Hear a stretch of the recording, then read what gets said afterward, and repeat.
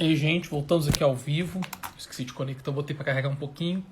Vamos falar mais, no máximo, 20 minutinhos com o Chico Penteado, aproveitar a honra dessa companhia. O tema tá para lá de interessante, o tema super, super bacana, super diferente. Então vamos voltando. Vamos chamar os seus amigos aqui. Clicar aqui no aviãozinho, convidar os seus amigos.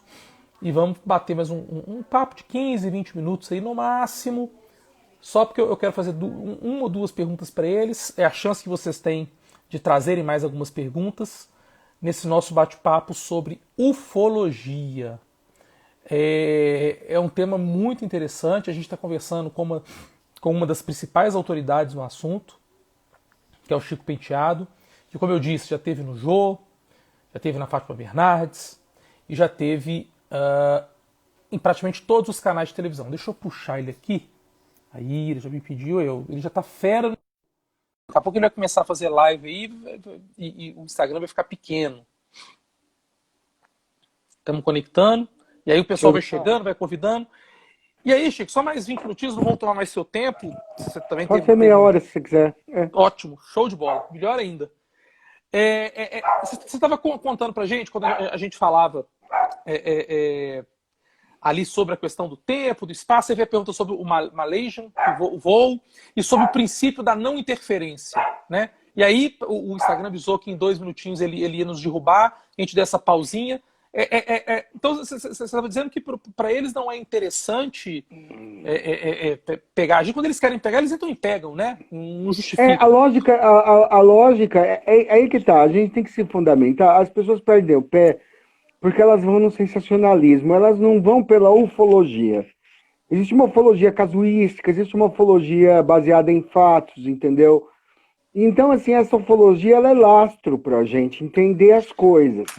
E o modus operandi do ET é sempre assim, um time de 3, 4, 5 ETs entra numa casa à noite ou pega um carro à noite com pessoas dirigindo na estrada à noite, coisas desse tipo, isso é típico, e leva para bordo da nave, ou faz um exame dentro do próprio quarto, entendeu? É uma coisa mais ou menos assim, é uma coisa de pequena escala.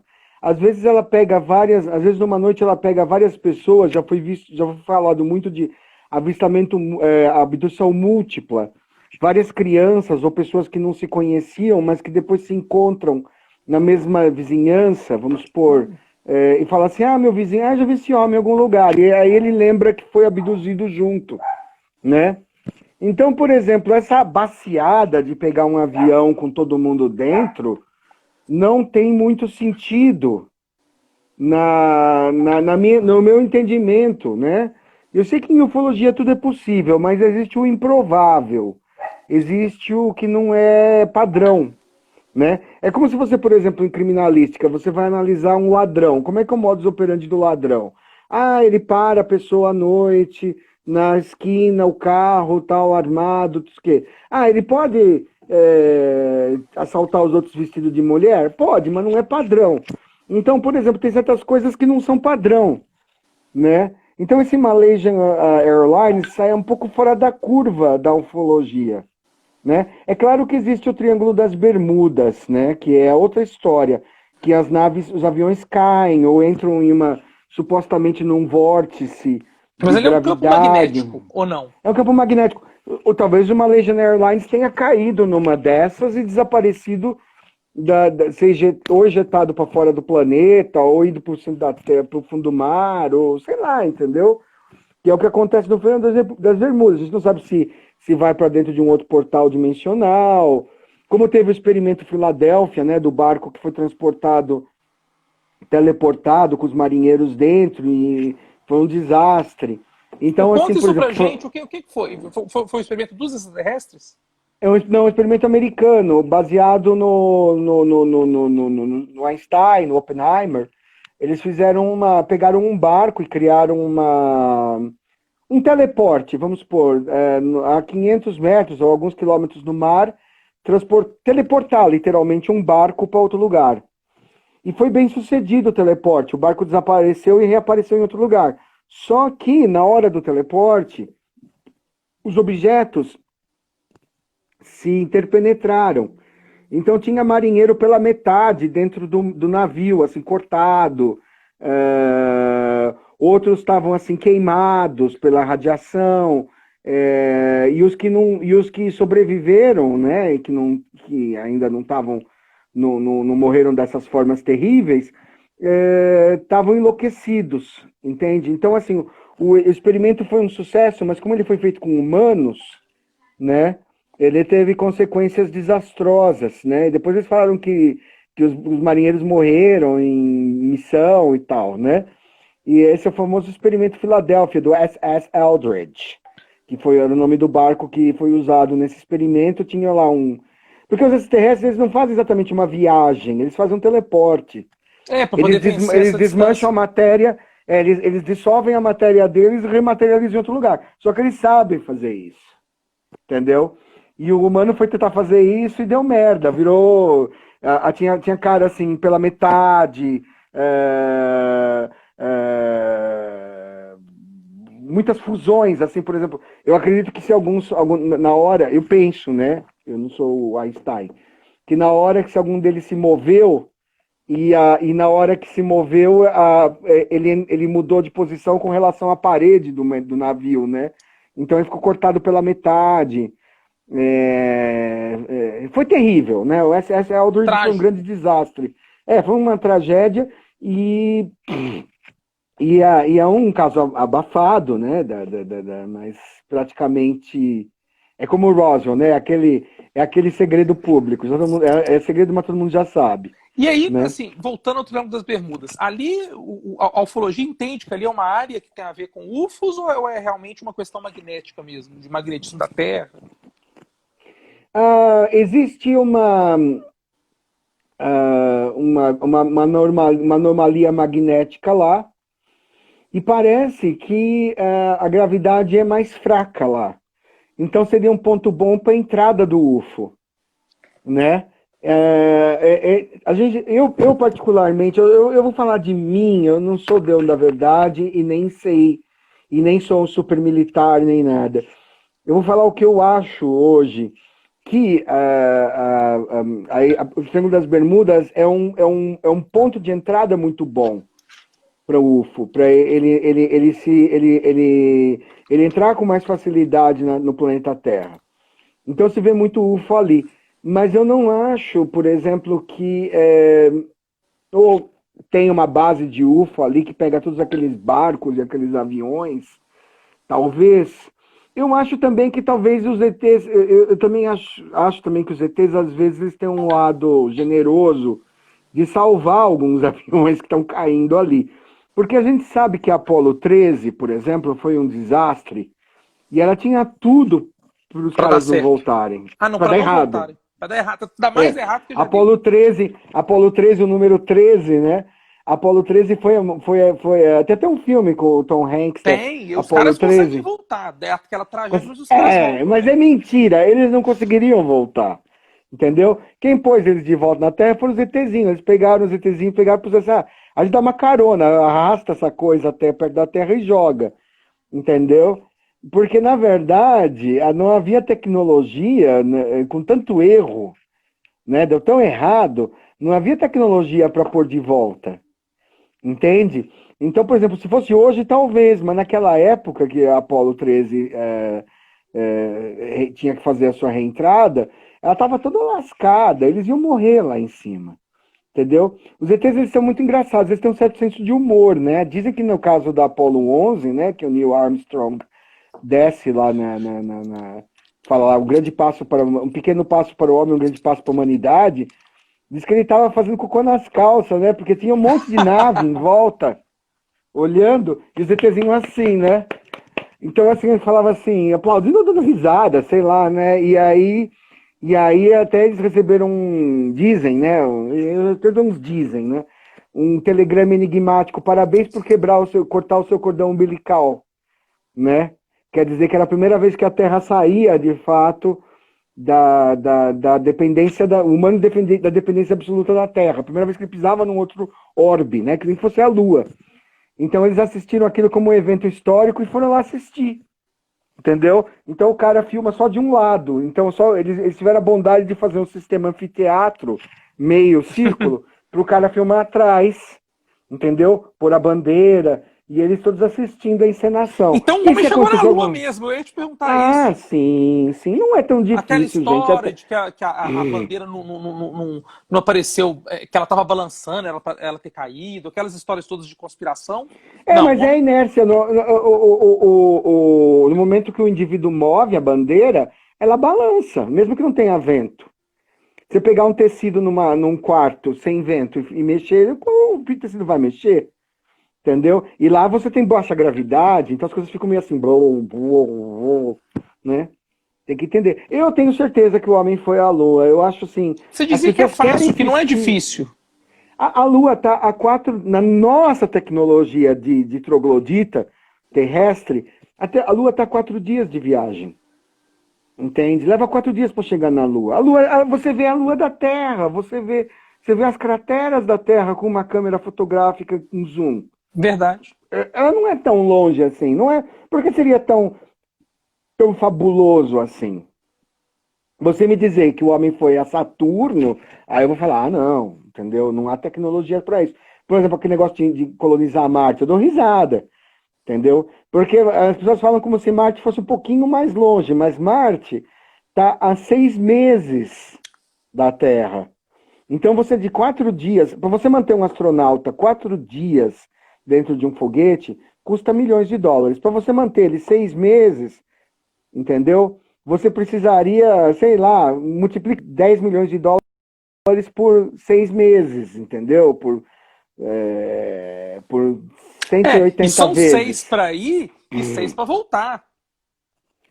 E não voltaria, seria um suicídio, porque Marte tem tempestades. O fato de Marte ter atmosfera e parecer com o planeta Terra visualmente, não significa que ele é habitável.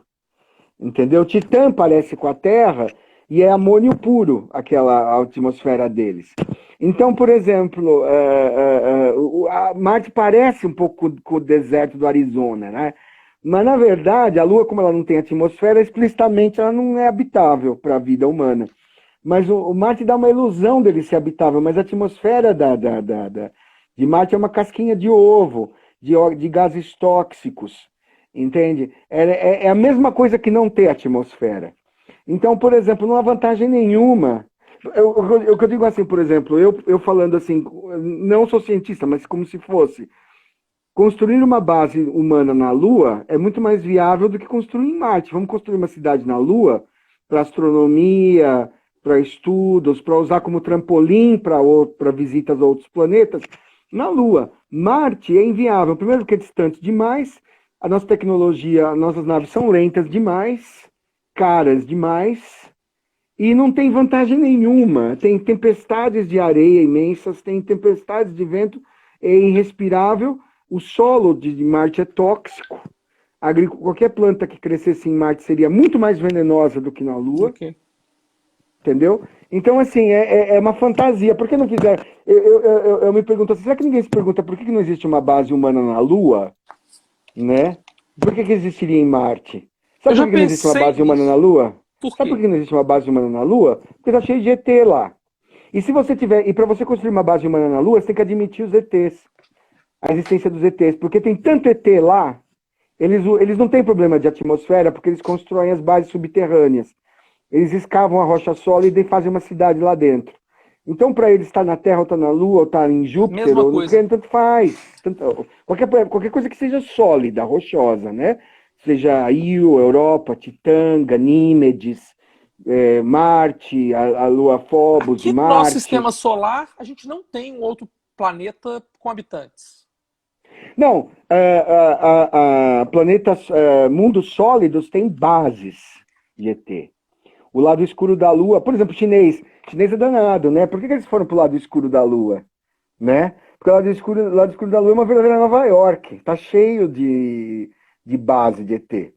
Entendeu? É isso que o chinês realmente, é mais a Lua não esperto. gira, né? A Lua ela circula sempre pro mesmo lado virado pra gente. Existe uma coisa que a gente chama de tidal lock. É assim, ela gira na mesma velocidade da Terra.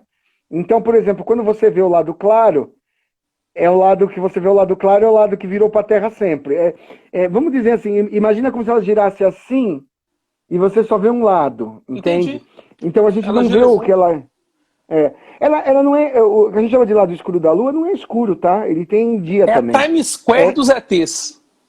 porque na verdade, se você tem uma área que eles querem evitar o ser humano, então o lado escuro da Lua é ótimo, entendeu? Porque ele é naturalmente protegido dos astrônomos, entendeu? Mesmo assim, foram vistos veículos, UFOs, inclusive alguns obeliscos, né? Alguma coisa que parece algum edifício no lado claro da Lua. Mas assim, o chique, a capital é do lado escuro, né? Porque é lá que você consegue evitar o ser humano. Porque evitar o ser humano para eles é uma coisa muito importante, porque o ser humano só representa encheção de saco, o ser humano quer roubar segredo, o ser humano quer ser mesquinho, quer descobrir as coisas, quer ser esperto, entendeu? E é um bicho, sabe? É um bicho praticamente para eles. E que vai só encher o saco. Então, por exemplo, esse contato não é muito desejável, entende? Por enquanto. Então, eles preferem que os humanos não acreditem mesmo que existe disco voador. O Vinícius está Né? perguntando se nós somos as imagens dos Anunnakis. Primeiro, quem são os Anunnakis? Então, Anunnakis, de novo essa pergunta.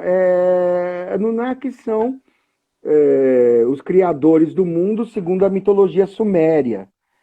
Que os sumérios falam que o homem foi criado à sua imagem e semelhança dos Anunnakis. Inclusive a Bíblia cristã e a Torá, ela deriva muito da mitologia suméria. Então, por exemplo, Shema, Shema, Israel, Elohim, e Elohim, né, que é deuses, né, não Deus. Então, por exemplo, está em plural.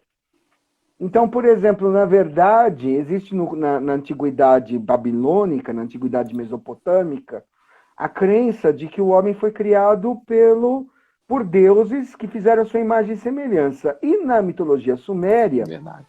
né, o Enki e o Enlil, os dois irmãos e a mãe lá, que é puta, eu esqueço o nome, fizeram o Adamu, que era o Adão, né, cedendo as suas sementes, né, os seus genes, mas fizeram uma criatura estúpida, misturando os seus genes com os homens macacos, os neandertais que tinha na Terra.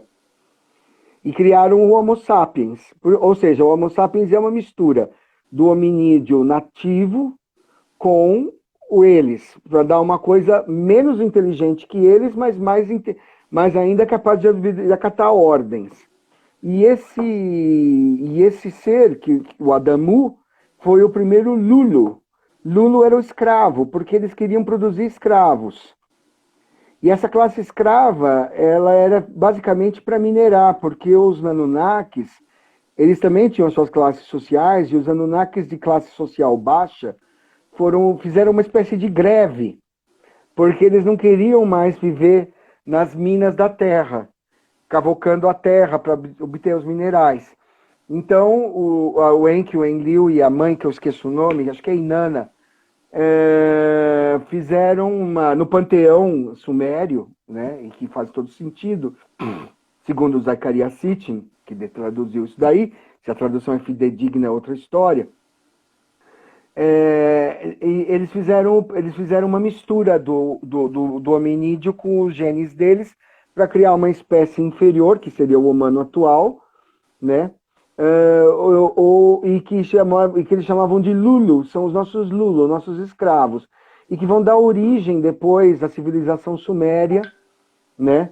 E que vão dar origem aos povos semitas da Terra, né? Os sumérios, os judeus, os árabes, etc. Porque eles vão embora e deixam. Então a humanidade começa ali. Na verdade, não. Existe uma coisa muito interessante. Aí é uma coisa tão obscura, né? Tão, assim, passível de interpretação. Se você ler a Bíblia cristã, quando Adão e Eva saem do paraíso, ele é expulso, ele tem os seus 3 filhos, o Sete, o Caim e o Abel. E eles encontram vilas, eles encontram cidades fora. Então, quer dizer, o mundo já existia. Mas na verdade, o Adão e a Eva seriam os primeiros judeus. São os primeiros judeus, não os primeiros humanos, né? Então tem uma confusão de termos aí. Quando eles são... essa raça de uma inteligência superior e tudo mais, que foi criada para servir aos Anunnakis, é que são os Lulus e que seria o Adamu, e que seria o Adão e a Eva. Mas já existia o hominídeo. E aí eles vão sair, eles expulsos do que seria o Éden, né? Que na verdade nada mais era do que um cercado dos Anunnakis, uma área de pesquisas, eles vão se misturar, eles vão procriar e cruzar com os humanos comuns. Então, por exemplo, mas existia o hominídeo, já existia o humano, mas ele não era ainda suficientemente desenvolvido para desenvolver uma alta civilização. Então, por exemplo, na verdade, quando o Adão é expulso, né, no caso dos Anunnakis, não existe essa expulsão do paraíso. No caso dos Anunnakis, os Lulus são deixados à sua própria sorte, e o Enki e o Enlil disputam. Eu não sei qual que é, um deles, se é o Enki ou o Enlil, eu nunca sei direito. Um deles é a favor de exterminar os Lulus e deixar a Terra sem eles. E o outro fala, tem pena. E fala assim, não, deixa eles viverem. Entendeu? E no fim vence o que deixa eles viverem. O que queria exterminar causa o dilúvio. Então quem causou o dilúvio foi, não sei se foi o Enki ou se foi o Enlil, na intenção de exterminar todos aqueles Lulus, mas um deles protege, eu não sei direito. E aí eles movem a base de operações, porque é atualmente Israel. Tira da Mesopotâmia e move para o atual Israel. E aí começa uma história da humanidade como a gente conhece. Então essas histórias bíblicas, essas lendas que surgem, todas elas acabam tendo ali uma ligação com a presença deles aqui entre nós.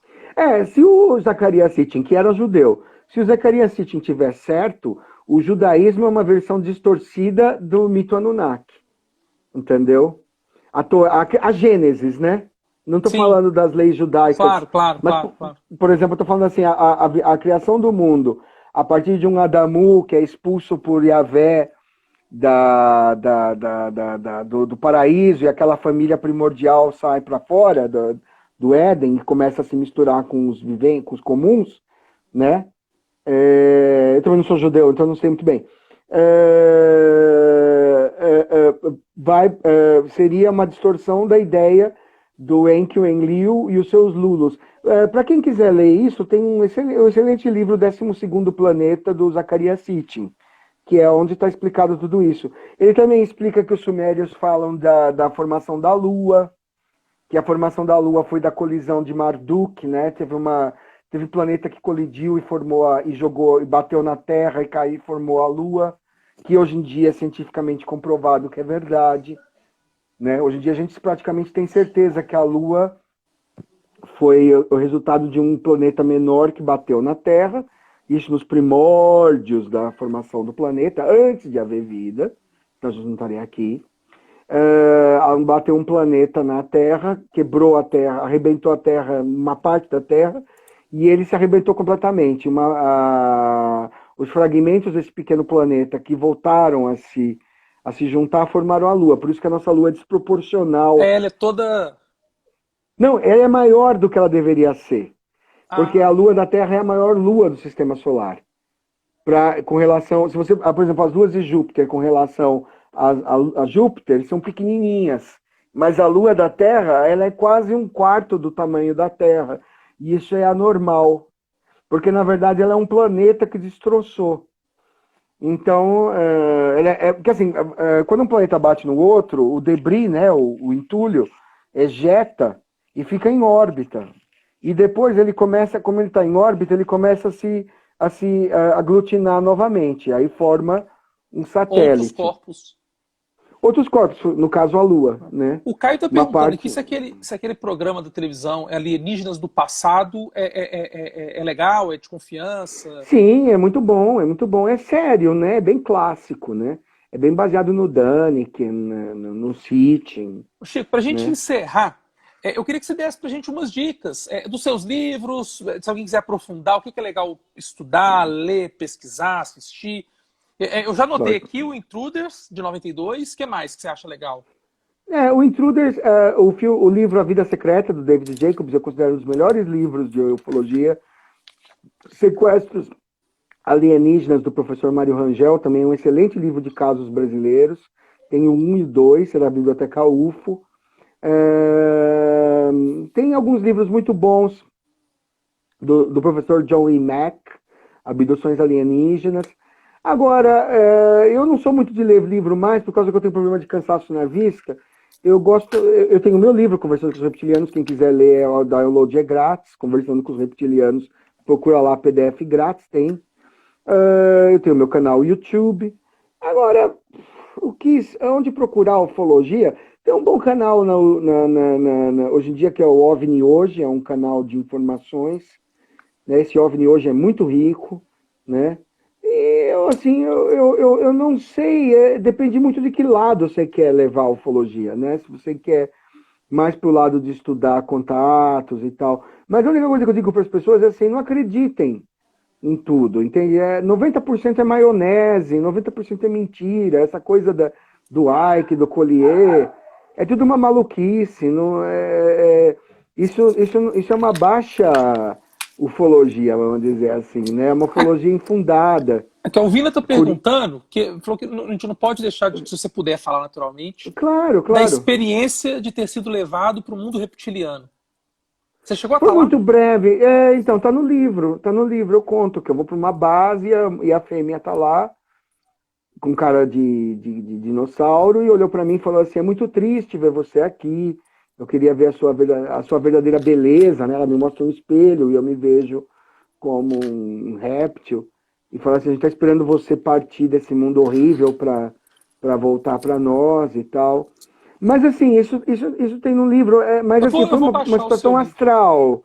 Foi uma situação astral, não foi uma abdução física como a dos Greys. A dos Greys foi muito tátil, assim, eu senti realmente o toque deles e tal. Foi mais uma coisa assim que eu saí em espírito e fui encontrar essa entidade numa base subterrânea.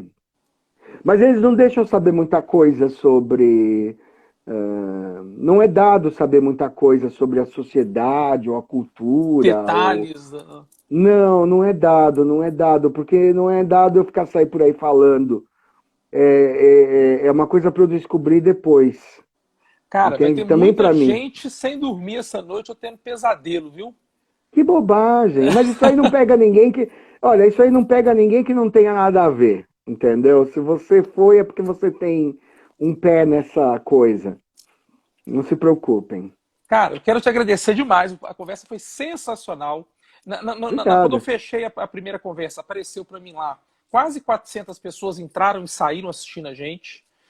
Aqui, quando eu sair aqui, eu vou ver, eu te falo também. Foi espetacular, muito legal.